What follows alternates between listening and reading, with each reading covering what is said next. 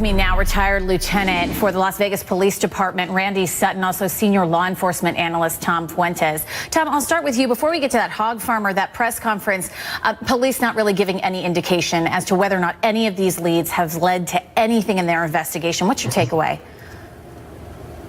Well, we really don't know for sure, Lynn, that they didn't lead to information. They just are not saying anything publicly about it. So they haven't ruled it out.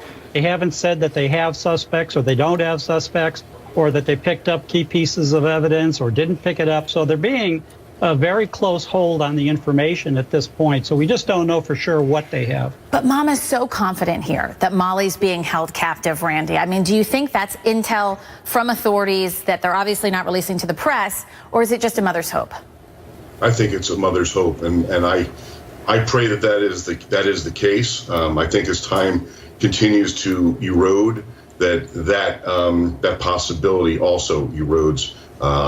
It's very difficult for the family, as you well know, and been sticking to that hope is probably keeping them together. Yeah, and you know, Tom, when we talk about that hog farmer, not reading into what he said in the interview as to whether or not that makes him suspicious, but why would law enforcement spend so much time? How much would they have to have on him to dedicate hours to an interview? Well, that's a good question, and you could tell that he didn't exactly have what would appear to be the most cooperative and congenial attitude or demeanor. So maybe it was very difficult to get him to answer anything or get him to really be forthcoming. And if that's the case, it's going to take a lot longer to get through it. So, you know, that's all I would read into that. We don't know for sure whether they got anything significant from him or whether he aroused additional suspicion about himself for some reason. We don't know. You know, Randy, when you heard the father there of Molly Tibbetts speak, it was the most emotional part. It was about as real as you could get. He's just grateful that this story is still out there. 30 to 40 law enforcement officers a day working around the clock, media working around the clock, trying to get this story out there. I mean, what does that mean to a family as to keeping the story alive? It means everything, because as long as the story is alive, hope is alive. And remember, we're talking about a very small community here.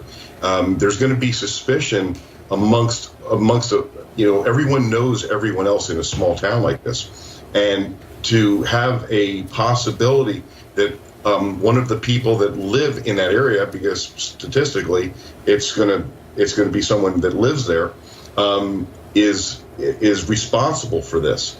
So this whole community is now in a state of mind that is that's very cautious. But for the family to have the media attention on it like this, and to have law enforcement combing the hills and doing everything that they possibly can is really essential for their well-being. And Tom, you hear Randy talking about how this is a small town. That's great when narrowing down potential suspects, not great when you're dealing with such a rural space. How do you tackle a search like this? Well, that's the problem. You're trying to cover a whole state, and a lot of it is farmland where someone could hide a body or have a little shelter that's not commonly known. So that's a very difficult circumstance to try to cover. And I would say there's more than 20 or 30 investigators, because as leads would come in from around the country or even around the world, you would have those leads covered by investigators, police officers, FBI agents who have worldwide coverage, and it might not come about. The family in Brooklyn, Iowa would know in the immediate area who's involved in it, but they might not see that this is now a national and possibly international investigation, depending on the type of tips and leads that are coming in. Which is what Dad said he was so grateful for, so many people working on this. Randy, Tom, thank you for being with me. We're going to continue to keep our eye on that story. But we're also watching the East Coast, because right